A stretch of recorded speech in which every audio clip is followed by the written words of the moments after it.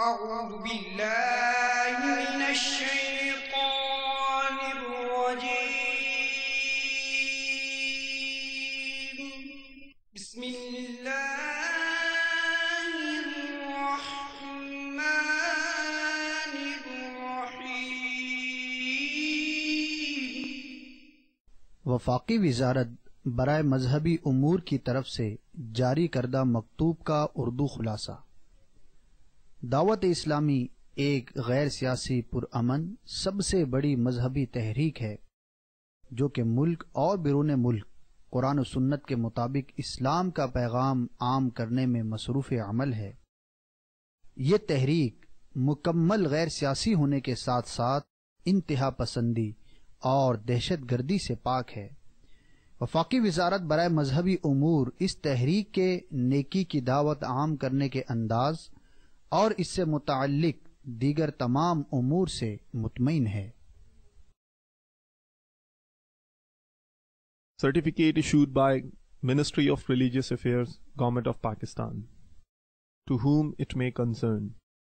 Dawat-e-Islami is the largest religious, non-political, propagational and peaceful movement of Quran and Sunnah in the country, working for propagation of the message of Holy Quran and Sunnah all over the country as well as abroad. The Jamaat is purely non-political, non-extremist and non-terrorist.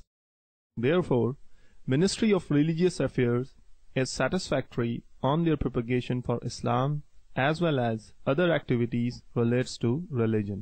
صلو علی الحبیب صلی اللہ تعالی علی محمد۔ قیامت برحق ہے، ہر مسلمان کا اس پر ایمان ہے، ہمیں اس کی تیاری کرنی چاہیے۔ تیاری کا کیا طریقہ ہے؟ اس موضوع پر تبلیغ قرآن و سنت کی عالمگیر غیر سیاسی تحریک دعوت اسلامی کی مرکزی مجلس شورا کے نگران حضرت مولانا حاجی محمد عمران عطار سلمہ الباری نے دعوت اسلامی کے عالمی مدنی مرکز پیدان مدینہ باب المدینہ کراچی میں سنتوں بھرا بیان فرمایا۔ دعوت اسلامی کا اشاعتی ادارہ مکتبۃ المدینہ اس بیان کی VCD بنام قیامت کی تیاری مختلف مواقع کے مناظر اور آواز کی مکسنگ کے ساتھ پیش کرنے کی سعادت حاصل کر رہا ہے۔ آپ اس بیان میں ملاحظہ فرمائیں گے بروز قیامت نور کسے ملے گا؟ بدنگاہی سے بچنے والے کو خوشخبری، قیامت کے 5 سوال، خیر خواہی کی فضیلت، بازار میں ذکر اللہ کا ثواب وغیرہ۔ اس VCD کو اول تا آخر دیکھیے، انشاءاللہ عز و جل قیامت کی تیاری کا ذہن ملے گا۔ صلو علی الحبیب صلی اللہ تعالی علی محمد۔ الحمدللہ رب العالمین والصلاة والسلام على سید المرسلین، اما بعد فاعوذ باللہ من الشیطان الرجیم، بسم اللہ الرحمن الرحیم، الصلاة والسلام علیک یا رسول اللہ وعلی آلک واصحابک یا حبیب اللہ، الصلاة والسلام علیک یا نبی اللہ وعلی آلک واصحابک یا نور اللہ۔ سرکار مدینہ راحت قلب و سینہ صلی اللہ تعالی علیہ وآلہ وسلم پر درود و سلام پڑھنے کے بے شمار فضائل و برکات ہیں۔ حضرت سیدنا ابو درداء رضی اللہ تعالی عنہ سے روایت ہے کہ شفیع المذنبین رحمت للعالمین صلی اللہ تعالی علیہ وآلہ وسلم نے ارشاد فرمایا، جس نے صبح و شام مجھ پر 10 بار درود پاک پڑھا، بروز قیامت اس کو میری شفاعت نصیب ہوگی۔ صلو علی الحبیب صلی اللہ تعالی علی محمد وعلی آلہ وصحبہ وبارک وسلم۔ آج کچھ قیامت کے دن کی، حشر کے دن کی، حساب کے دن کی تیاری کیسے کرنی ہے، کچھ اس پر بیان ہو جائے کہ ایک چھوٹا سا بچہ سو رہا تھا، اچانک اٹھ کر چیخنے لگا۔ والد صاحب گھبرا کر اس کے قریب گئے اور بولے کہ بیٹے کیوں رو رہے ہو؟ بچے نے روتے ہوئے جواب دیا، ابو کل جمعرات ہے اور استاد صاحب کل پچھلے اسباق کا حساب لیں گے، یعنی امتحان لیں گے، میں نے پڑھائی پر توجہ تو دی نہیں تھی. اب کل جب استاد صاحب مجھے ماریں گے تو بس وہ تصور ہے جو مجھے رلا رہا ہے, مجھے تڑپا رہا ہے. اب یہ کہتے ہوئے بچہ ہائے آئے ہوں, پھر رونے لگا. اس پر جو اس کے والد صاحب تھے انہیں بڑی چوٹ لگی اور والد صاحب کی آنکھوں سے آنسو جاری ہو گئے اور اپنی نفس سے مخاطب ہو کر کہنے لگے اس بچے کو صرف 1 ہفتے کا حساب دینا ہے, اور دینا بھی اس کو استاد صاحب کو ہے, چکما بھی ہو سکتا ہے. اب اس 1 ہفتے کا حساب دینا ہے, استاد صاحب کو دینا ہے جس کو چکما بھی دیا جا سکتا ہے, اور اس خوف سے یہ رو رہا ہے اور اس کی نیند اڑ گئی. ہائے افسوس, مجھے تو پوری زندگی کا حساب اس وحدہ لا شریک کو, اس واحد قہار کو دینا ہے عز و جل, جسے کوئی چکما نہیں دیا جا سکتا. اب مجھے قیامت کے حساب, قیامت کی تیاری, قیامت کا امتحان یہ درپیش ہے, اور میں ہوں کہ غافل, یعنی غفلت کی نیند سو رہا ہوں. آخر مجھے کوئی خوف کیوں نہیں آ رہا؟ تو میرے مدنی چینل کے ناظرین اور پیارے اسلامی بھائیوں, اگر غور کریں تو واقعی معاملہ کچھ یوں ہی ہے کہ ہمیں وہ قیامت کی جو تیاری ہے, محشر کے دن کی جو تیاری ہے, محشر کے دن کا جو حساب ہے, اس سے متعلق ہمیں بے چینی نہیں ہے. اب یہ دیکھیں جیسے کہ یہ چھوٹے سے بچے کو دیکھو, یہ ایک نارمل ایک کرنٹ ایگزامپل اس کو آپ کہہ سکتے ہیں کہ اس وقت ہمارے یہاں بھی میٹرک کے بچوں کا جب امتحان ہوتا ہے, نیند اڑ جاتی ہے, چین اڑ جاتا ہے. تو یہ دنیا کے تقریباً امتحانوں کا حال ہے کہ جو بھی امتحان کی تیاری کا جس کو احساس ہو جاتا ہے یا پوچھا جائے گا احساس ہو جاتا ہے, تو آپ جیسے ایک ہی دن کی لے لیجئے کہ ہوم ورک دیا جاتا ہے, ہوم ورک دیا کہ بھائی یہ کر آ جائیے گا, اور اگر ہم پتہ ہے کہ کل ہم مدرسے میں جائیں گے تو ہم سے پوچھا جائے گا کہ چلو بتاؤ بھائی آپ کا ہوم ورک کیا ہوا, آپ کی تیاری کیا ہوئی, تو ایک خوف ہوتا ہے, ایک بچوں کو خوف ہوتا ہے کہ سر کیا کہیں گے, تو ٹیچر کیا کہیں گے, تو استاد صاحب کیا کہیں گے, میں کیا جواب دوں گا, مجھے کھڑا کر دیا جائے گا, مجھے کلاس روم سے یا مطلب کہ مدرسے کے مکتب سے باہر نکال دیا جائے گا, مجھے طرح طرح کی سزائیں دی جائیں گی, ہو سکتا ہے کہ مجھے مطلب کہ مارا بھی جائے, ہو سکتا ہے, مطلب ایک عرض کر رہا ہوں. اب ہمیں اس دن کی تیاری کرنی ہے جو 50,000 سال کا دن ہے. اب اس پورے سفر کے اندر جو آگے کا اتنا طویل سفر جو 50,000 سال کا دن ہے, اب آپ آج کے اس سنت و بیان میں اس کی تیاری پر کچھ مدنی پھول لے رہے ہیں, اور ایک سمجھانے کے لیے ایک مختصر سی ایک حکایت میں نے آپ کو بیان کی کہ اب وہ ایک چھوٹا سا بچہ تھا جو اگلے دن کے 1 ہفتے کا حساب دینے کے لیے رو رہا ہے. تو باپ کو احساس ہوا کہ مجھے تو ساری زندگی بھر کا حساب دینا ہے, اور یہ حساب ہے, ساری یہ باتیں ہو چکی, میزان قائم کیا جائے گا, حساب کتاب ہوگا, نامہ اعمال کا حساب کتاب ہوگا, نامہ اعمال کھولے جائیں گے, نیکوکاروں کے حوالے سے کیا ہوگا, بدکاروں کے حوالے سے کیا ہوگا, مسلمانوں کے حساب کے حوالے سے کیا ہوگا, غیر مسلموں کے حساب کے حوالے سے کیا ہوگا, روز جزا ہمارا ایمان ہے, مالک یوم الدین ہم سورہ فاتحہ کے اندر پڑھتے ہیں, روز جزا کا مالک.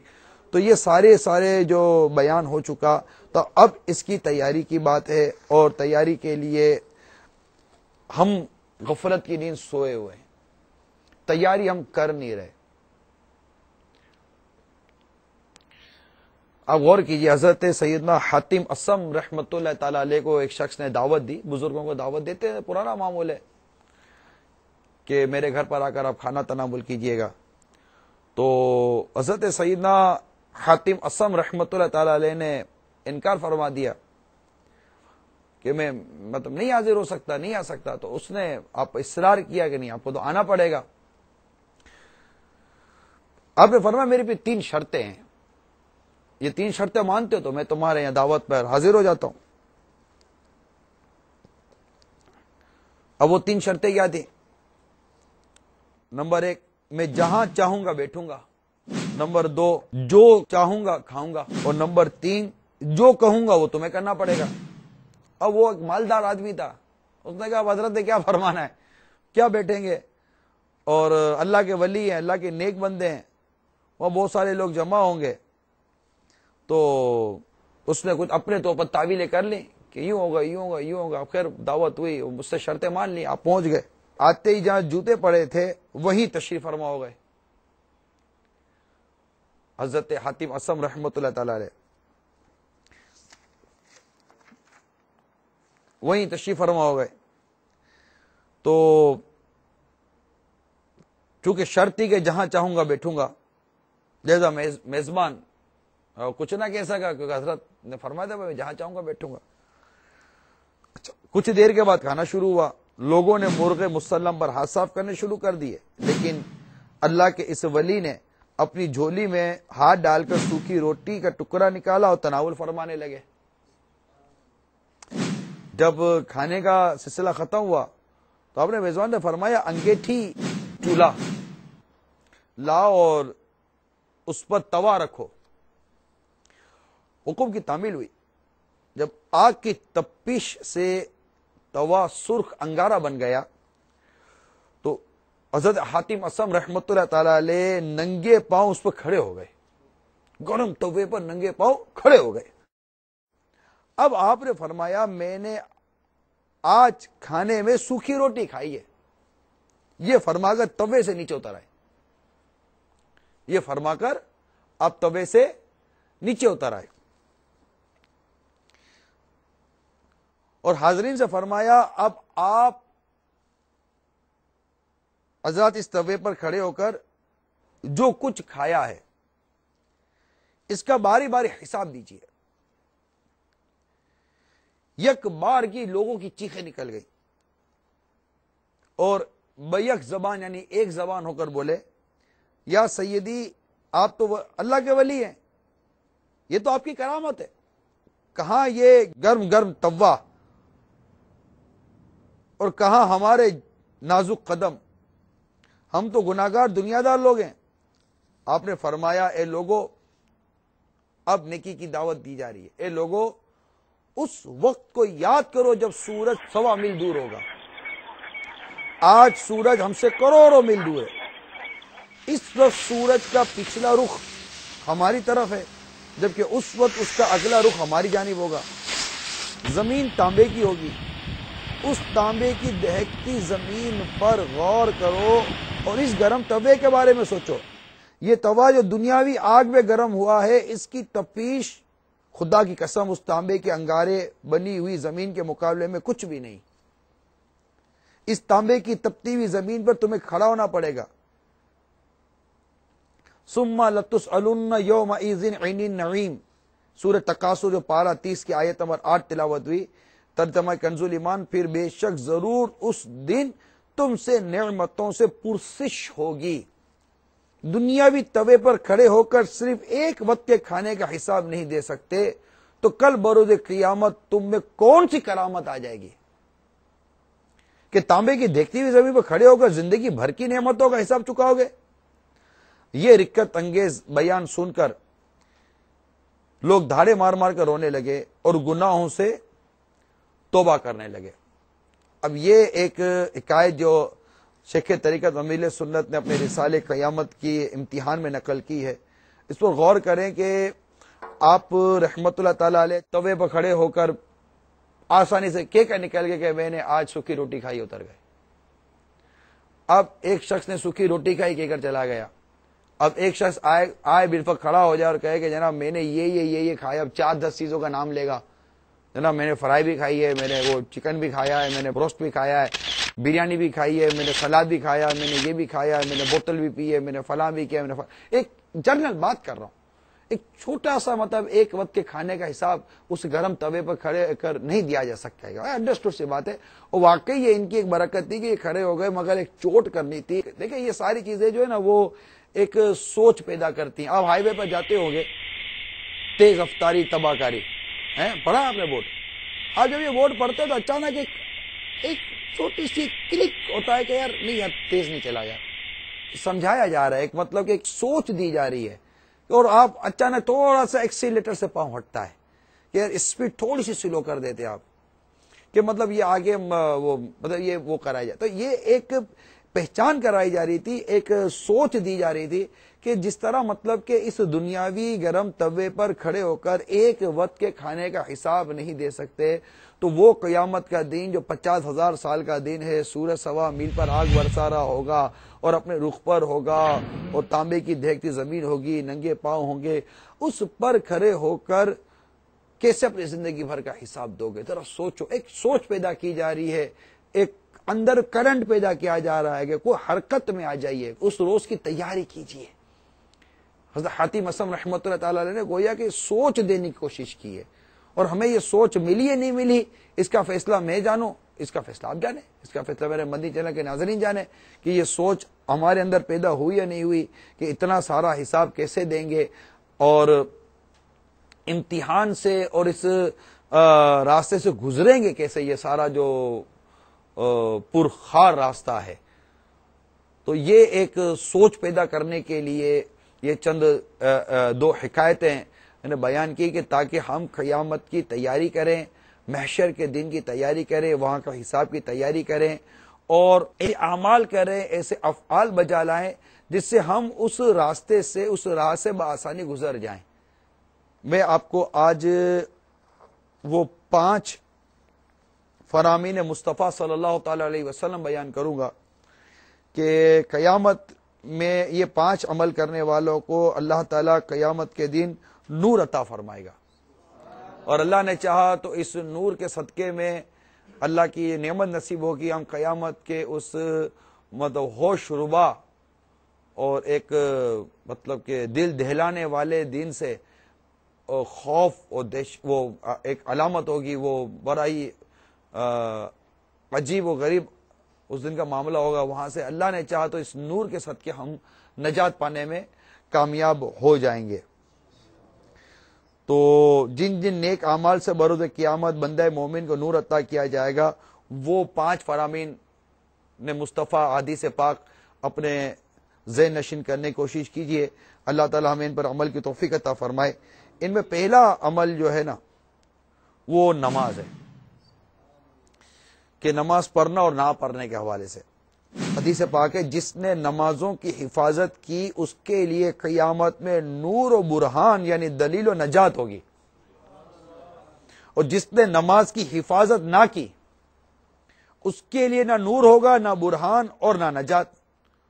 اور وہ یعنی بے نمازی قیامت میں قارون و فرعون و حامان اور منافقوں کے سردار ابی بن خلف کے ساتھ اٹھایا جائے گا. یہ پہلا فرمان مصطفیٰ صلی اللہ تعالی علیہ وسلم میں نے آپ کو بیان کیا ہے کہ جو نماز کی حفاظت کرے گا, نماز اپنے وقت پر ادا کرے, نماز کی حفاظت کرے. قرآن پاک میں ہے نا کہ جو نماز کی حفاظت سورہ مومنون کے اندر ہے کہ وہ جو اپنی نمازوں کی حفاظت کرتے ہیں, تو نماز کی جو حفاظت ہے نا اس میں اس کو وقت پر ایک تو ادا کرنا ہے, کیونکہ وقت یہ نماز کی شرط ہے. نماز کی شرائط بھی نماز کے فرائض ہے, یعنی کہ نماز کو اس کے شرائط, اس کے فرائض, اس کی سنن نوافل جو اس کے مستحبات ہیں اس کے اندر اس کی نماز کو ادا کرے. نماز کی حفاظت یہ ہے. فی زمانہ جو ایک تعداد ہے جنہیں بدقسمتی سے نماز پڑھنے نہیں آتی. آپ کے آتی ہے, چمے پوچھتا کسے سیکھی ہے, بتا بھائی کسے سیکھی ہے نماز؟ آپ بولو گے میرے ابو پڑھتے تھے میں نے اسے سیکھی ہے, دادا پڑھتے تھے اسے سیکھی ہے. اچھا صحیح بات ہے بھائی, تو ابو دادا سے آپ اسکول اور کالج اور میٹرک کی کتابیں بھی سیکھ لیتے, وہ بھی تو کالج اور اسکول اور میٹرک پڑھے ہوئے ہیں, ان سے کیوں نہیں سیکھی؟ تو اسکول کالج اور میٹرک کی کتابیں سیکھنے کے لیے اور دیگر جو دنیاوی علوم سیکھنے کے لیے تو آپ نے انسٹیٹیوٹ جوائن کیا, آپ نے مدرسہ جوائن کیا, آپ نے ٹیچر کو ہائر کیا, ٹیچر ارینج کیا. وہاں تو آپ نے نہیں کہا جناب میں نے یہ سارا اسے سیکھ لیا. ڈاکٹری کس ابو سے سیکھی تھی؟ آپ بولے چلو ڈاکٹری بھی میں نے ابو سے سیکھی, میرے ابو ڈاکٹر ہیں. تو ابو ڈاکٹر تو تھے نا, کہ بغیر ڈاکٹر کے آپ کو ابو نے ڈاکٹری سکھا دی؟ المختصر یہ کہ مطلب یہ ایک عجیب و غریب سا جواب ہے کہ جناب یہ مطلب یوں سیکھ لی. اور میرا یہ آپ سے ایک کوشچن ہے کہ آپ نے کیسے سیکھی؟ اب وہ کس نے سکھائی؟ کیا اس نے سکھائی جو نماز سیکھا ہوا ہے؟ نماز کون سیکھا ہوا ہے؟ جس نے نماز ایسی سکھائی جیسے سرکار صلی اللہ تعالی علیہ وسلم نے فرمائی کہ نماز یوں پڑھو جیسے مجھے پڑھتا دیکھتے ہو, جس نے مجھے پڑھتا دیکھا ہے, یہ روایت کا مضمون ہے, اس طرح تم نماز پڑھو. تو ہم نماز کی شرائط کیا ہیں، نماز کی فرائض کیا ہیں. نماز کی شرائط کے اندر طہارت ہے، جس میں غسل بھی ہے، وضو بھی ہے. اب نہ غسل کا طریقہ سیکھا، نہ وضو کا طریقہ سیکھا. یہ بھی آپ کو پتہ ہے کہ کپڑے پاک ہونے چاہیے، تو کپڑا پاک کرنے کا طریقہ کیا ہے. چند ناپاک کپڑے واشنگ مشین میں ڈال کے پاک کپڑے بھی آ گئے. یہ سب جو ہوتا ہے گھروں کے اندر، اس کا بیان کیا کروں میں. تو کپڑے پاک کرنے کا طریقہ یہ مقتۃ المدینہ کا رسالہ ہے، یہ حاصل کیجئے تو یہ پتہ چلے کہ طہارت کس کو بولتے ہیں، پانی کا حکم کیا ہے، ماء مستعمل استعمال شدہ پانی کیا ہوتا ہے کہ جسے وضو نہیں ہو سکتا، یا غسل کے جس میں مسائل ہوتے ہیں. یہ ساری چیزیں سیکھنی پڑیں گی.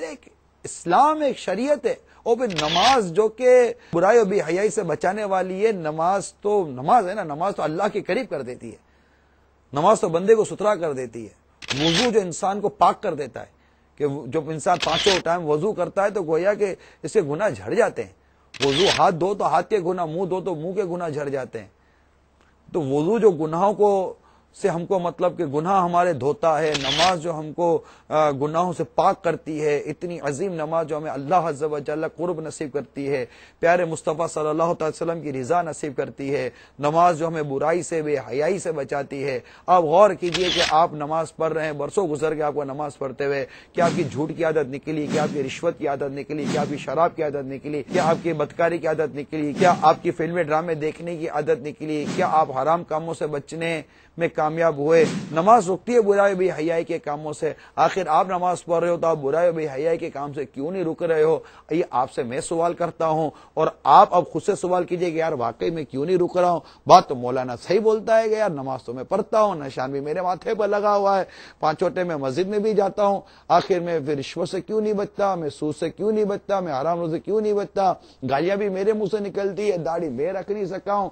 آخر معاملہ کیا ہے؟ مولانا بولتا تو ہے یار، لیکن سوال کیا کیوں؟ تو یہ جواب آپ کو شاید اندر سے ملے گا، یا نہیں ملتا تو میں آپ کو دیتا ہوں کہ اس کا جواب پھر شاید یہ بنے گا. آپ غور کر لو کہ یار مجھے نماز چیک کرنی چاہیے کہ قرآن کہتا ہے کہ نماز تو برائی بے حیائی سے روکتی ہے. یہ میری کسی نماز ہے جو مجھے برائی اور بے حیائی سے روک نہیں رہی؟ یار اپنی نماز کو چیک کرو. ضرور اپنی نماز میں کی خرابی ہے کہ نماز میرا رب کا کلام درست ہے، میرے رب کا قرآن سچا، میرا رب سچا، اس کا حبیب سچا، نماز بھی سچی ہے. یہ جو میں نماز پڑھتا ہوں یہ نماز کیسی ہے، ذرا اس کو چیک کروں. آپ چیک کریں گے تو شاید پتہ چلے گا کہ قرآن پاک کی قراءت میں کہیں آپ کی غلطی ہو رہی ہوگی، تو کہیں آپ کا وضو غلط ہو گیا ہوگا، کہیں غسل کے اوپر شاید مسائل ہوں گے، تو کہیں کپڑے کی پاکی نہ پاکی کے آپ کو مسائل درپیش ہو جائیں گے. ذرا سوچئے. تو سجدہ کرنا صحیح نہیں آتا ہوگا، بولو سجدہ تو میں کرتا ہوں، سجدہ 7 ہڈیوں پہ ہوتا ہے، تو آپ کو یہ بھی نہیں پتا کہ 7 کون سی ہڈیاں لگنی چاہیے، یہ بھی آپ کو پتا نہیں ہے. اب پتہ کیا ہے کیا نہیں ہے، تھوڑا سا نماز کا پوسٹ مارٹم کیا ہے، آپ کی میری نماز کا اندازہ آپ لگا لیجئے گا اب مجھے کیا آتا ہے کیا نہیں آتا، اندازہ کر لیجئے. اب میری بات مانیے اور اپنی نماز کسی عاشق رسول، ہو سکے تو دعوت اسلامی کسی مبلغ کو، کسی صحیح سنی عالم کو چیک کروا لیجئے. مدنی قافلوں میں بھی نمازیں درست ہوتی ہیں. ہاں 3 دن کا مدنی قافلوں میں سفر کیجئے، اللہ نے چاہا تو آپ کو کنفرم ہو جائے گا کہ آپ کی نماز میں کیا کیا کمزوری خرابیاں ہیں. دور تو کرنا پڑے گا نا. عرض کرنے کا مقصد یہ کہ نماز کی حفاظت جو کرتا ہے، جس نے نمازوں کی حفاظت کی، اس کے لیے قیامت میں نور و برہان یعنی دلیل و نجات ہوگی. ایسی نماز ہے جو قیامت کے دن ہمیں نور دلائے گی، ہمیں نجات دلائے گی. تو اس نماز کے کتنے مطلب کے جو اصول ہیں، جو اس کے فرائض و واجبات ہیں، جو اس کا طریقہ کار ہے، اس کے مطابق نماز پڑھنی چاہیے. اب نیت کر لیں کہ انشاءاللہ عز و جل اپنی نماز کو درست طریقے سے پڑھنے کی کوشش کریں گے اور اس کو سیکھیں گے. اچھا، پھر یہ کہ جس نے نماز کی حفاظت نہ کی، اب مطلب نہیں نہ درست بھی نہیں پڑھتے، اور پھر ایک تو تعداد جو نماز ہی نہیں پڑھتی، نماز ہی نہیں پڑھتی. لاکھ سمجھاؤ بھائی نماز پڑھو، نہیں نماز نہیں پڑھتے.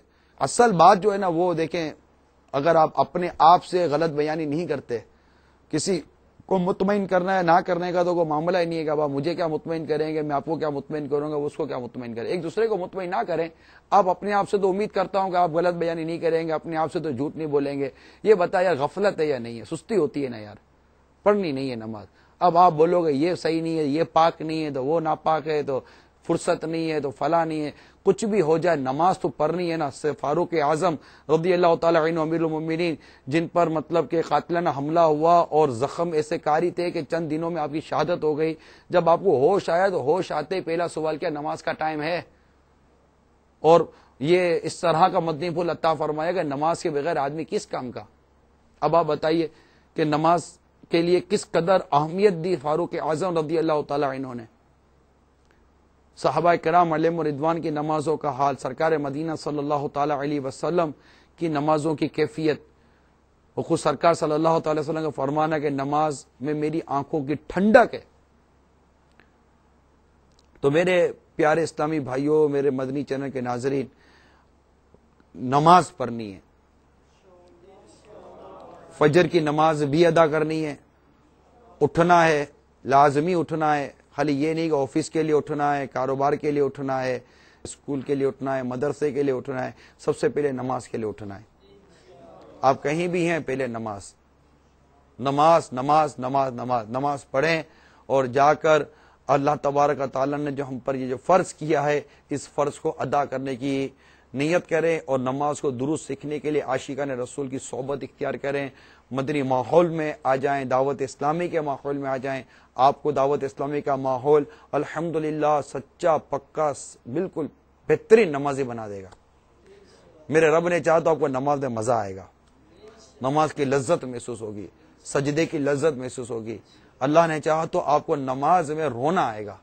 یہ دعوت اسلامی کے ماحول میں یہ برکت۔ دیکھیں قرآن پاک قاری صاحب پڑھ رہے ہوتے ہیں، ہمیں اصل قرآن کے معنی اگرچہ سمجھ میں نہیں آتے، لیکن قرآن پاک جب امام پڑھ رہا ہوتا ہے اور اللہ کی رحمت کی جب نظر پڑتی ہے نا، تو نماز میں بھی نمازی کو رقت نصیب ہوتی ہے۔ قرآن پاک جب پڑھا جاتا ہے، تلاوت ہوتی ہے، تو اس سے مطلب ایک رحمت کا نزول ہوتا ہے، رحمت کے فرشتے نازل ہوتے ہیں، اور دلوں کا جو زنگ ہے نا، وہ قرآن کی تلاوت کرنے اور قرآن کی تلاوت سننے تو دلوں کا زنگ دور ہوتا رہتا ہے۔ جب دلوں کی صفائی ہوتی ہے نا، تو اس میں مطلب کہ نور اور مطلب اس کے اندر برکتیں اور نہ جانے کیسی کیسے انوار و تجلیات کا اس کے اوپر وارد ہوتی ہیں، اور اس کو نماز میں بڑا لطف آتا ہے، سرور آتا ہے۔ آپ آئیے، اللہ تعالیٰ نے چاہا تو آپ کو نمازوں میں بڑا لطف آئے گا، اور جو روحانیت کی تلاش کرتے ہیں، اب نماز میں روحانیت نہ ملے گی تو کہاں ملے گی؟ کہ نماز میں لطف و سرور آ جائے، کہ جب ہمیں سمیع اللہ لمن حمیدہ کہتے ہوئے کھڑا ہوں، جیسے کتابوں میں لکھا ہے کہ جو رکوع کے بعد جب سمیع اللہ لمن حمیدہ کہتا ہوا کھڑا ہوتا ہے، جسے قوما کہتے ہیں، تو اللہ تعالیٰ اپنے اس بندے پر رحمت کی نظر فرماتا ہے۔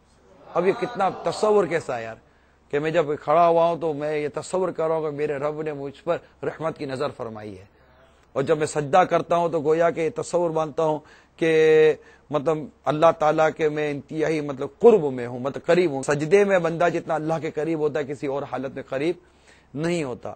یوں نماز کی کیفیات ہیں کہ اللہ تعالیٰ کی نظر رحمت کا آنا، اور گناہوں کی بخشش کا ہونا، قرآن پاک کی تلاوت کرنا، ثواب کا آنا۔ اتنی خوبصورت اور پیارے پیارے مدنی پھول آپ کو دعوت اسلامی کے ماحول میں نماز کے عنوان پر ملیں گے کہ آپ کا دل خوش ہو جائے گا، مدینہ مدینہ ہو جائے گا، آپ کو نماز پڑھنے کا جی چاہے گا، اور نماز کا وقت آئے گا تو آپ بے چین ہو جاؤ گے، بے قرار ہو جاؤ گے، اور گویا کہ آپ کی ڈکشنری سے نماز قضا کرنا گویا نکل جائے گا، کہ با ہوش و حواس آپ کی نماز قضا ہو جائے۔ دعوت اسلامی آپ کو یہ سوچ دے دے گی کہ یہ نہیں ہو سکتا کہ میں ہوش و حواس میں رہ کر نماز قضا کر دوں۔ نہیں، آپ کو اللہ نے چاہا تو تہجد نصیب ہوگی۔ میں صرف فرض نمازوں کی بات نہیں کر رہا، دعوت اسلامی کا ماحول ہمیں تہجد گزار بناتا ہے۔ پھر دعوت اسلامی کا ماحول ہمیں ان نمازوں کا احساس دلاتا ہے جو نمازیں ہم سے قضا ہو گئی ہیں۔ وہ نماز دعوت اسلامی کا مدنی ماحول ہمیں سوچ دے کر ہمیں ادا کرواتا ہے کہ اپنی قضائے عمری ادا کرو۔ اس کے لیے امیر سنت نے باقاعدہ ایک ہمیں رسالہ دیا ہے، قضا نمازوں کا طریقہ، کہ قضا نمازیں کیسے ادا کرنی ہے۔ دعوت اسلامی شریعت کے تقاضوں کے مطابق ہمیں ڈھالتی ہے، پورا سنتوں کا پیکر بنانے کی کوشش کرتی ہے۔ اس میں سارے مدنی پھول آ ہی جاتے ہیں کہ زندگی شریعت کے سانچے میں جائے، مگر دعوت اسلامی میں آ جائیے، کیپ ان ٹچ جس کو کہتے ہیں نا، that is not well، یہ مطلب یہ درست نہیں ہے۔ آ جائیے قافلوں میں، ہفتہ وار اجتماعات میں، اللہ کا دورہ نیکی کی دعوت میں شرکت کیجیے، جہاں آپ کو فیضان سنت کا درس میسر ہو، چاہے گھر میں ہو یا بازار میں ہو یا چوک پر ہو یا آپ کو مسجد میں ملے، جہاں بھی نصیب ہو فیضان سنت کا درس سننے کے لیے یا دینے کے لیے آمادہ ہو جائیے۔ اللہ کی رحمت شامل ہے، خوب علم و عمل کا پیکر بھی بنیں گے اور قیامت کی تیاری ہوتی رہے گی۔ لیکن ہمیں تو نور لینا ہے نا، ہمیں نور لینا ہے، اور اس نور کی صدقے میں جو ہمارے نور والے آقا صلی اللہ علیہ وسلم کے صدقے میں نصیب ہو، اس نور کے صدقے میں اللہ نے چاہا تو بے حساب جنت میں داخل ہونے کا اللہ کی بارگاہ میں سوال کرتے ہیں کہ ہمیں بے حساب جنت میں داخل کر۔ تو پہلا جو چیز تھی وہ تھی نماز، جو قیامت کے دن ہمیں جو نور عطا کروائے گی۔ دوسری حدیث، اندھیروں میں مساجد کی طرف جانے والوں کو قیامت میں نور تام یعنی مکمل نور کی خوشخبری دو۔ تو فجر کی نماز مسجد میں ادا کرنے کی نیت کر لیجئے، اور اس کے لیے صدائے مدینہ کی نیت کر لیجئے۔ اللہ توفیق دے رات جلد سونے اور تہجد کے لیے اٹھانے اور پھر صدائے مدینہ یعنی دعوت اسلامی کے مدنی ماحول کا یہ سمجھے ترہ امتیاز ہے کہ اس سے وابستہ عاشقان رسول الحمدللہ فجر کی نماز کے لیے گلی گلی جگاتے ہیں۔ فجر کا وقت ہو گیا، اٹھو اے غلامان مصطفیٰ اٹھو۔ تو یوں مطلب کہ ایسے ہی میرے کو لاؤڈ اسپیکر میگا وہ نہیں ہوتا، نہ اتنے سارے اسلام بھائی ہوتے ہیں، ایک اسلام بھائی ہوتے ہیں اور وہ دو چار اگر ساتھ ہوں تو چلتے ہیں، لیکن ایک نارمل سی آواز کے اندر یہ صدائے مدینہ دیتے ہوئے مسجد کی طرف جاتے ہیں۔ تو الحمدللہ اس سے خوب برکتیں ملتی ہیں۔ بلکہ ہمارے ایک امام صاحب بتا رہے تھے کہ چند ماہ ہوئے وہ کسی مسجد میں امام لگے ہیں اور صدائے مدینہ لگاتے ہیں، تو 2 یا 3 ماہ کا انہوں نے بتایا کہ اتنے عرصے الحمدللہ ہماری کوئی 1 یا 2 صفیں فجر کی نماز میں بڑھ گئیں۔ دیکھیں لوگ نماز پڑھنے کا ذہن تو رکھتے ہیں، مگر شیطان ہے، نفس ہے، سستی ہے، غفلت ہے، اگر ان کو تھوڑا سا ہلا دیا جائے تو بیچارے اٹھ کر نماز کے لیے مسجد میں آ جاتے ہیں۔ تو آپ نیت کریں کہ اس طرح یہ جو ابو داؤد شریف کی جو روایت ہم نے سنی کہ اندھیروں میں مساجد کی طرف جانے والوں کو قیامت میں نور تام یعنی مکمل نور کی خوشخبری دو۔ اچھا اب آئیے تیسرے کی طرف۔ تیسری حدیث پاک ہے، جس نے کسی مسلمان بھائی کی مشکل آسان کی، اللہ تعالی قیامت میں پل صراط پر اس کے لیے نور کے 2 شعبے بنائے گا، ان کی روشنی سے ایک عالم روشن ہوگا جن کی گنتی رب العزت خود ہی جانتا ہے۔ تو یہاں مسلمان بھائی کی مشکل آسان کرنے کی گویا کہ ایک مشکل کشائی کی فضیلت ہے کہ مسلمان مشکل کشا بن جائے، آپ اپنے بھائی کے لیے مشکل کشا بن جائیں، اور مولا مشکل کشا شیر خدا کرم اللہ تعالیٰ وجہ الکریم کا صدقہ لیں اور اپنے مسلمان بھائی کی مشکل کشائی کرتے رہیں۔ اس کا یہ ہوگا کہ اللہ تعالیٰ قیامت کے دن پل صراط جو اندھیرے میں ہے، جہنم کے اوپر بنا ہوا ہے، تلوار کی دھار سے زیادہ تیز اور بال سے زیادہ باریک ہے، اس پر چل کے جانا ہے، سب کو اس پر سے گزرنا ہے، جنت میں جانے کا یہ ایک راستہ ہے۔ چوتھی حدیث جو قیامت کے دن نور کے ملنے کا ذریعہ اور سبب بنے گی وہ یہ ہے کہ جو 100 بار لا الہ الا اللہ پڑھے، اس سے اللہ تعالی قیامت میں اس طرح اٹھائے گا کہ اس کا چہرہ 14ویں رات کے چاند کی طرح چمک رہا ہوگا۔ اب 100 دفعہ پڑھنا ہے۔ 5ویں روایت وہ یہ ہے کہ بازار میں اللہ تعالیٰ کا ذکر کرنے والے کے لیے ہر بال کے بدلے میں قیامت میں نور ہوگا۔ تو یہ 5 روایتیں تھی، اور یہ جو آخری روایت جو بازار میں اللہ کا ذکر کرنے کے حوالے سے جو بیان ہوئی، یہ شعب الایمان کے حوالے سے نقل ہے کہ بازار کی غفلت بری رونقوں سے جب بھی گزرنا پڑ جائے تو نگاہوں کی حفاظت کے ساتھ ساتھ ذکر و درود کا ورد شروع کر دیجئے، نیز ایک بار چوتھا کلمہ یعنی لا الہ الا اللہ وحدہ لا شریک لہ لہ الملک ولہ الحمد یحیی و یمیت وہو حی لا یموت بیدہ الخیر وہو علی کل شیء قدیر، یہ کلمہ ضرور بھی ضرور پڑھ لیجئے، انشاءاللہ عز و جل 10 لاکھ نیکیاں ملیں گی۔ واہ، دیکھیے اللہ کی رحمت ہے، اللہ نے اپنے بندوں کے لیے نیکیوں کے کیسے کیسے راستے رکھے۔ کہ اب بازار میں جانا ہوتا ہے، لیکن میرے شیخ طریقت امیل سنت کی یہاں پر ایک بہت پیاری نیکی کی دعوت تھی، وہ یہ تھی کہ اپنی نظروں کی حفاظت کرتے ہوئے. اب بازار ہے تو عورتوں سے اٹی پڑی ہے نا، عورتیں. مرد بازار میں بیچنے کے لیے جاتے ہیں، خریدنے کے لیے تو زیادہ تر عورتیں جاتی ہیں، اور بازار میں عورتیں ہوتی ہیں. اب جائیں تو جائیں گا مدینے. اب کاروبار کے لیے، نوکری کے لیے، روزگار کے لیے، خرید و فروخت کے لیے، سودا صرف لانے کے لیے، آٹا دال بھی لینے جاؤ تو مطلب کہ بس وہ عورتیں کیا ہٹیں گی، آدمی کو ہٹنا پڑتا ہے. وہ تو بالکل وہ ٹکرانے کو تیار ہے. بات کر رہا ہوں میں، مطلب ایک با حیا اور ایک شرم رکھنے والے آدمی کو اپنے دامن کو بچا کر نکالنا، ان کو نہیں پڑی ہوئی کہ کوئی ٹکراتا ہے یا ہاتھ لگتا ہے یا پاؤں لگتا ہے یا جو بھی ہے. جنرل بات کر رہا ہوں، مطلب کہ بے پردہ عورت ہوگی اور بے حیائی والی ہوگی تو اس کو اس بات کی کیا پرواہ ہوتی ہے.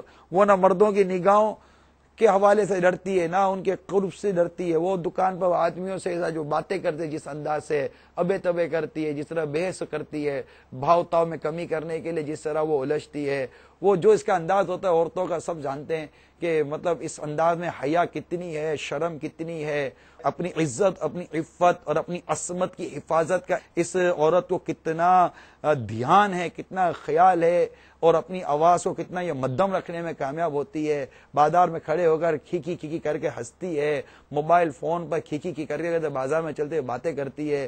نہ اس کے اس کو دوپٹے کا پتہ ہے، نہ اس کو اس کی چادر کا پتہ ہے، نہ اس کو اس کے برقعے کا پتہ ہے، کچھ بھی نہیں. بس بازار ہے، یہ ہے، اور بے حیاں ہیں، کھلے چہرے ہیں، کھلے بال ہیں، آدھے لباس ہیں، سلیو لیس کپڑے ہیں.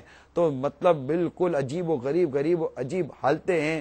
اور بازار میں گویا کہ کیا کہوں کہ جائے بغیر چارہ نہیں، کیا اس کو میں نام دوں کہ روزگار بھی کمانا ہے، کام کاج بھی کرنا ہے، یہ ساری چیزیں بھی ہیں. اب ایسی کیفیت کے اندر اگر ہم اپنی نگاہوں کی حفاظت کا سوچ ختم کر دیں، اللہ نہ کرے، اور اپنی نگاہوں کو سنبھالنے کا ذہن ختم کر دیں، اللہ نہ کرے، تو اس سے کس قدر آفت، کس قدر پریشانی ہوگی. اور جو میں نے اس وقت بے پردہ بے حیا عورت کا جو نقشہ کھینچا ہے، اگر اس پر نظر پڑتی ہے تو کیا آپ کو آپ کی نفس پر اتنا اعتماد ہے کہ یہ بے حیائی کی جو مطلب کہ جو تصویر بنی جا رہی ہے، جس پر اگرچہ مطلب کہ کچھ مطلب کہ حسن و خوبصورتی کی بارش ہو چکی ہے، تو اب یہ مطلب کس قدر پرکشش انداز میں آپ کو کھینچے گی، اور آپ کیا مطلب کہ سکتے ہیں کہ نظر پڑتے ہی آپ لوٹانے میں کامیاب ہو جاؤ گے، اور دوبارہ آپ کی نفس چاہے گی نہیں کہ میں اس کو دیکھوں. اور وہ بھی کھڑی ہوئی ہے آپ کے پاس، آپ سے باتیں کر رہی ہے، بحث کر رہی ہے، آپ کے قریب کھڑی ہوئی ہے، اپنے دوستوں سے باتیں کر رہی ہے. اس کو نہیں پڑی ہوئی ہے نا کہ میں مردوں سے بچوں، اس کی نگاہوں سے بچوں. آزاد مرد کی کوئی نگاہ یا کوئی ایسے مرد کی نگاہ پڑ گئی جو میری عزت کے ٹکڑے کر دے گا، میرے لیے بدنامی کا اور کالے داغ کا سبب بن جائے گا، اس کو کوئی اگرچہ نہیں پڑی ہوئی، پھر یہ کالے دھبے لے کر پتہ نہیں کدھر گھومتی پھرے گی. پھر اس کو اگر یہ سن رہی ہے تو شاید باتیں یاد آئیں گی، اور اس وقت یہ شاید دیر ہو چکی ہو. تو ایک کاش کہ میری اسلامی بہن میری ان چوٹ کرنے والی باتوں کو محسوس کرے کہ میں اپنی اسلامی بہنوں کو چوٹ کر رہا ہوں، کہ یہ جو نقشہ میں نے اس وقت بے پردہ اور بے حیا عورتوں کا کھینچا ہے، اے میری اسلامی بہنوں تم ان جیسی مت بننا، بلکہ یہ جو بنی ہوئی ہے نا ان کو بھی دعوت اسلامی کے ماحول میں لائیے، تاکہ یہ بھی با پردہ اور با حیا اور خاتون جنت رضی اللہ تعالی عنہا کی سچی دیوانی اور سچی کنیز بن جائیں. البتہ میں نظر نیچی کرنے کے حوالے سے کہہ رہا ہوں کہ اب ایسے بازاروں میں جب کہ جانا پڑتا ہے، اس وقت اگر نظریں جھکا کر نیچے رکھنے کی جو قدرت جس کو کہتے ہیں کہ میں جب چاہوں اپنی نظروں کو جھکا لوں، اور مطلب میں نہیں چاہتا نظر اٹھاؤں تو اب میں اٹھاؤں نہیں، اتنی مجھے قدرت، اتنی مجھے طاقت، اتنا مجھے اس کے اوپر عبور نصیب ہو جائے.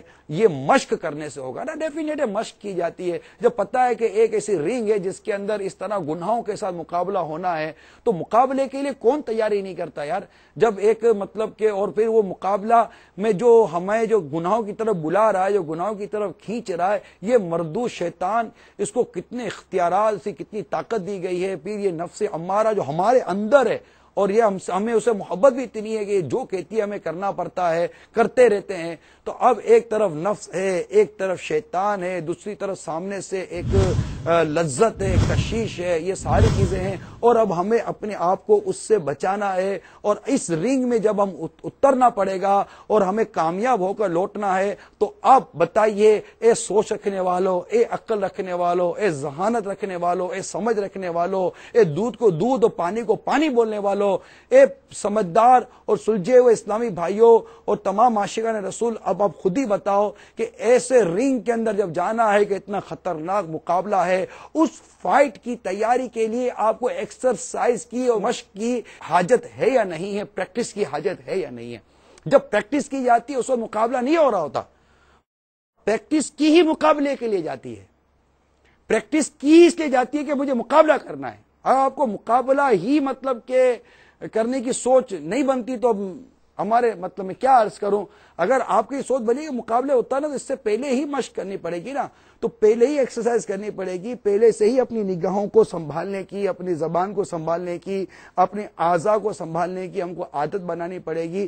اس لیے بارہا ہم سنت فرماتے ہیں کہ کوشش کیجیے اپنی نگاہوں کو نیچی رکھیے، اگرچہ کئی ایسے معاملات ہوتے ہیں جیسے اس وقت میں حاضر ہوں، آپ میرے ساتھ بیان میں شریک ہیں، ہمیں مطلب ایسا کوئی امکان نہیں ہے کہ ہم نظر اٹھائیں گے تو کوئی بدنگاہی ہو جائے گی، کوئی گناہوں بھری نظروں کا معاملہ ہو جائے گا، دیکھنا ہو جائے گا، لیکن ہمیں اس وقت کی تیاری کرنی ہے جہاں پر ہمیں یہ اندیشے ہیں، اور اس وقت چونکہ ہمیں اپنی آنکھ پر قابو پانا ہے، اس کی تیاری پہلے سے کرنی پڑے گی، لہذا اپنی نگاہوں کو نیچی رکھنے کی عادت پیدا کیجیے۔ اس کے لیے کفر مدینہ کا چشمہ ہے 12 منٹ، اس کے پہننے کا مدنی انعام ہے، اللہ ہمیں توفیق دے اس کے پہننے کی عادت کے، نظر نیچی رہے۔ فون پر بات کر رہے ہیں آپ، اگر آپ یوں گھر پہ بیٹھے ہوئے اگر اپنے وہ لینڈ لائن سے بات کر رہے ہیں، پی ٹی سی ایس سے بات کر رہے ہیں فون پر، تو آپ فون پر بات کر رہے ہیں، فون پر بات کرنے میں کس کو دیکھ رہے ہیں آپ یار؟ ہمارا مائنڈ بن جائے، ذہن نہیں بنے گا تو پھر مطلب کہ وہ کوئی اس کے خاص ایسے فوائد حاصل نہیں ہوتے۔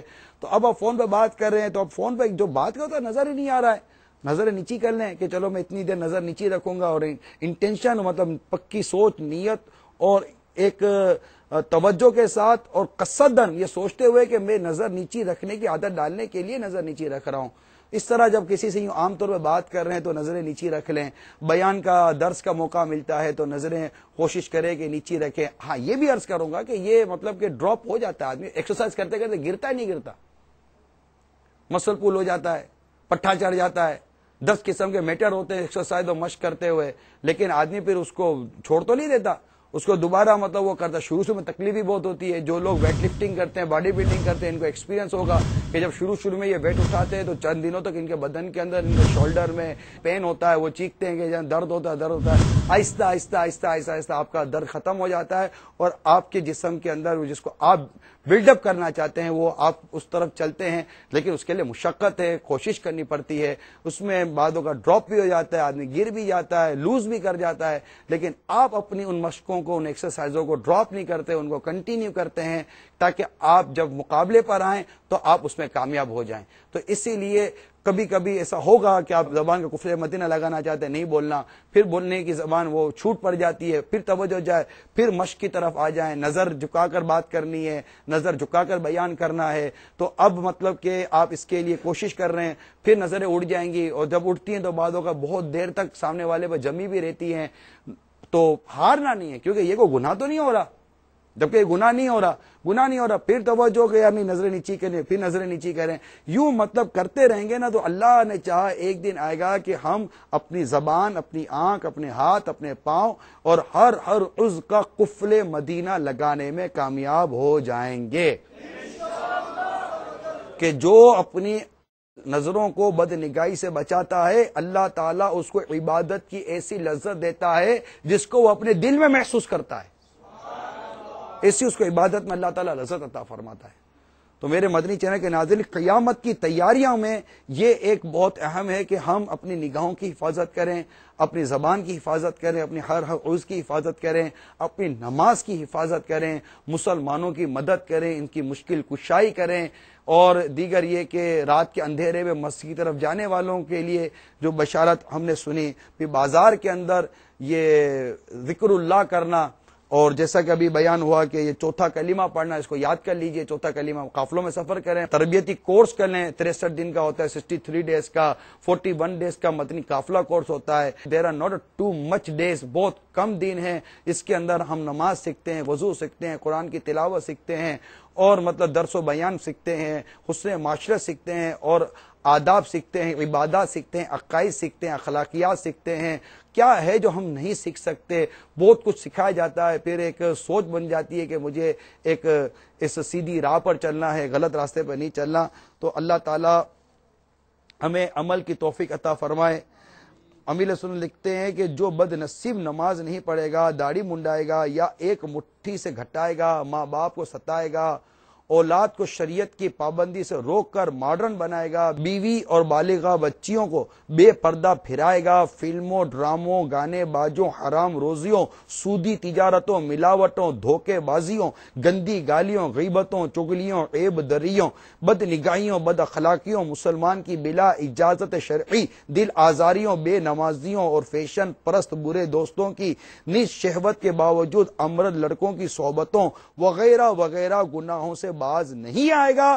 اس کے لیے لمحہ فکریہ ہے. اللہ عز و جل اور اس کے پیارے حبیب صلی اللہ تعالی وسلم ناراض ہو گئے اور گناہوں کے سب ایمان برباد ہو گیا تو یقیناً ناقابل برداشت دائمی عذابوں کا سامنا ہوگا اور پل صراط پر نور بھی نہیں ملے گا. حضرت سیدنا امام جلال الدین سیوطی شافعی رحمت اللہ تعالی علیہ نقل کرتے ہیں، بے شک اللہ تعالیٰ کے یہاں اپنے ناموں اور نشانیوں اور اپنی سرگوشیوں اور مجلسوں یعنی بیٹھکوں اور صحبتوں سمیت لکھے ہوئے ہو.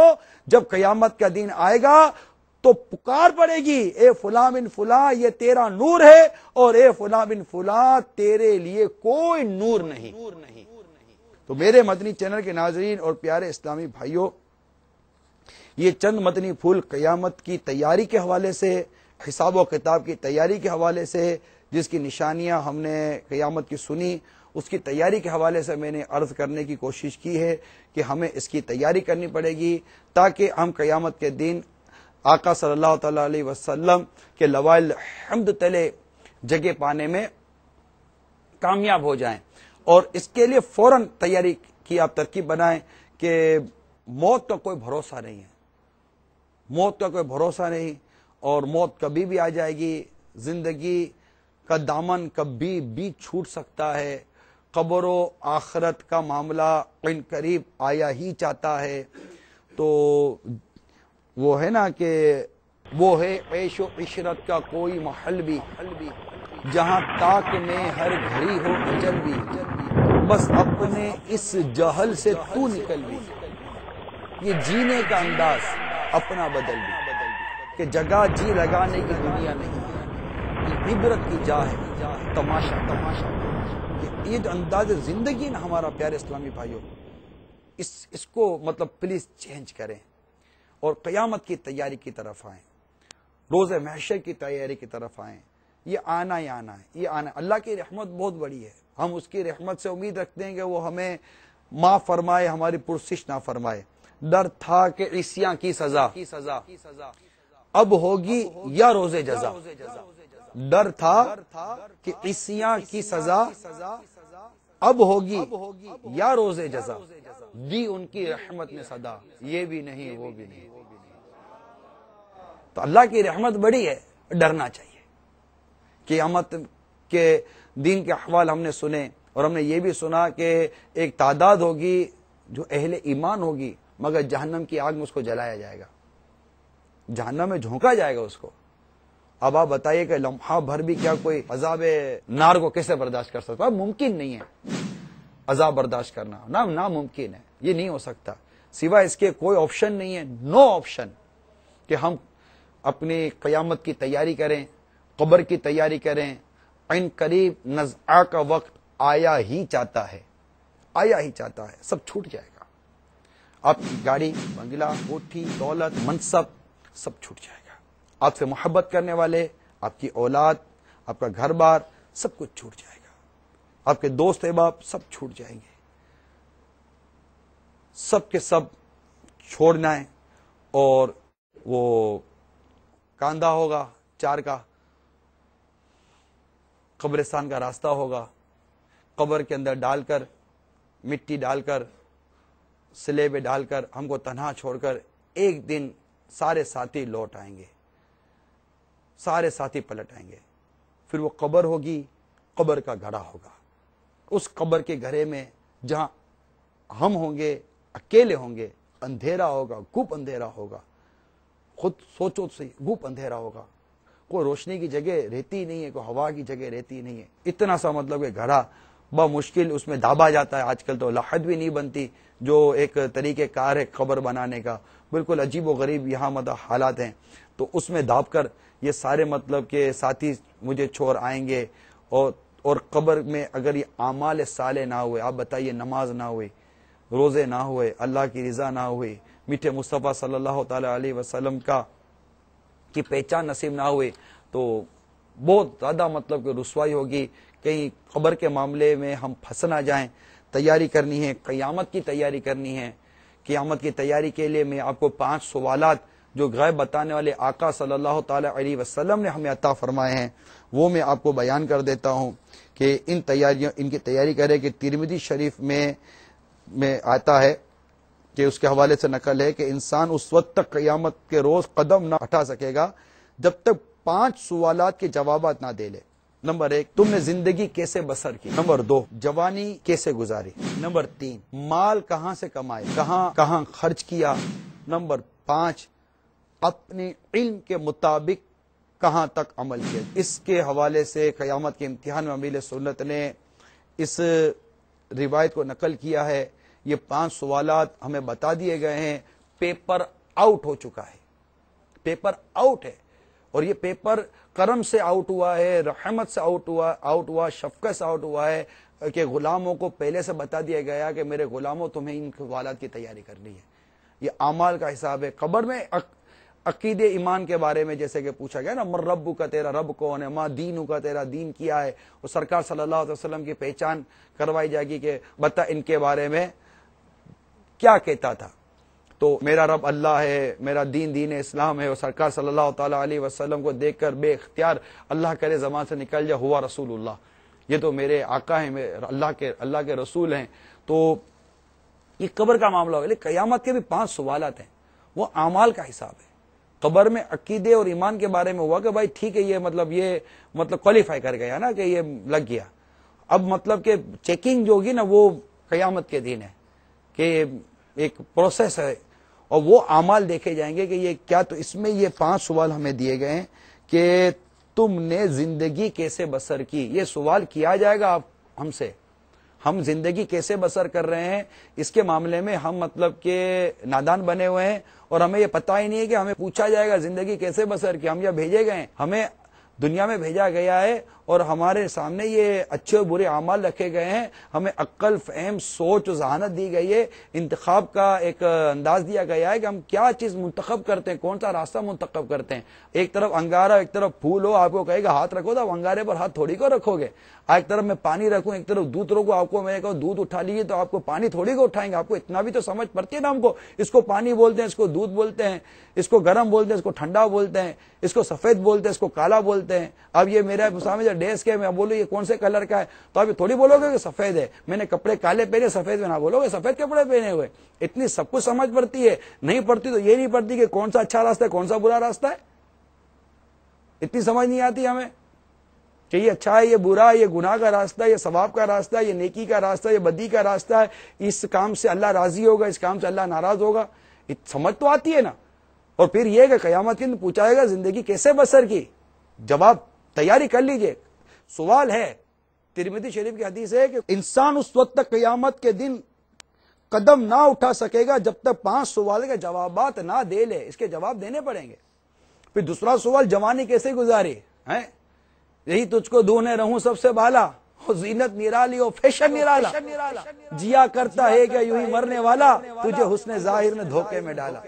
جگہ جی لگانے کی دنیا نہیں ہے، یہ عبرت کی جا ہے، تماشا نہیں ہے.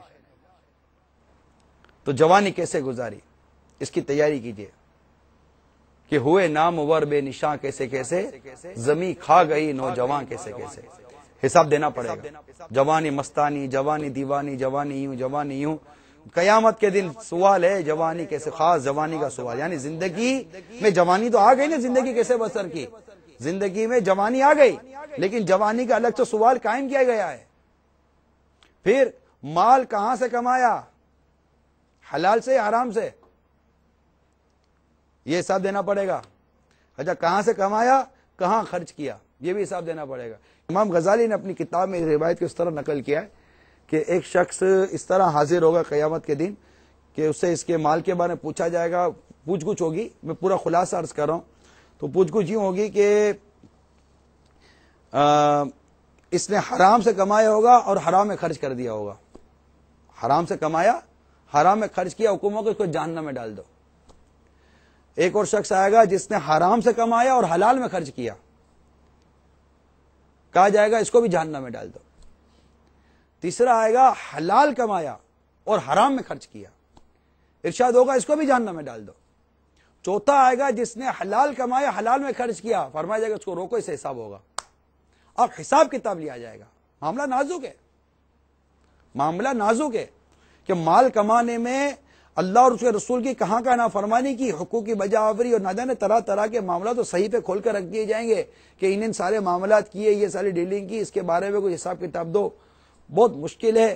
اللہ تعالیٰ پیارے حبیب صلی اللہ تعالیٰ علیہ وآلہ وسلم کے صدقے میں ہمیں بے حساب معاف فرمائے۔ میرے آقا اعلیٰ امام اہل سنت نے عرض کیے رب کریم کی بارگاہ میں، کریم اپنے کرم کا صدقہ، کریم اپنے کرم کا صدقہ، لئیم بے قدر کون شرما، تو اور رضا سے حساب لینا، اور ہم کہتے ہیں تو اور گدا سے حساب لینا، گدا بھی کوئی حساب نہیں ہے۔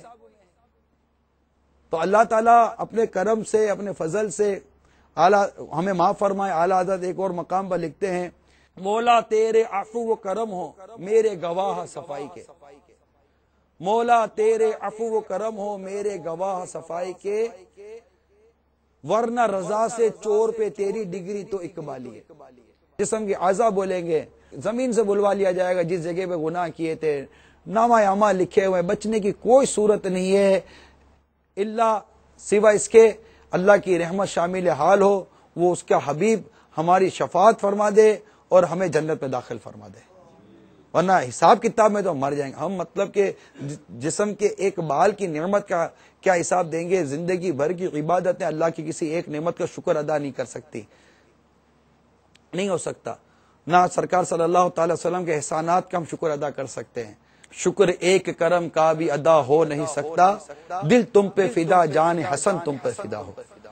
تو اتنے احسانات ہیں، اتنے کرم ہیں، اتنی مہربانیاں ہیں ہم پر، الحمدللہ ہم دیکھ رہے ہیں، ہم بول رہے ہیں، ہم سن رہے ہیں، ہم کھا رہے ہیں تو ہضم ہو جاتا ہے، پانی پیاس لگتی تو پانی مل جاتا ہے۔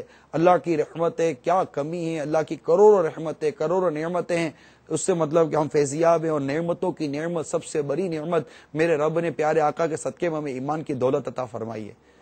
کتنی بڑی نعمت ہے یہ اللہ تعالیٰ نے ہمیں عطا فرمائی ہے۔ اللہ اس نعمت میں بھی برکت عطا فرمائے، اور جو دیگر نعمتیں دی ہیں اللہ تعالیٰ اس میں برکت عطا فرمائے۔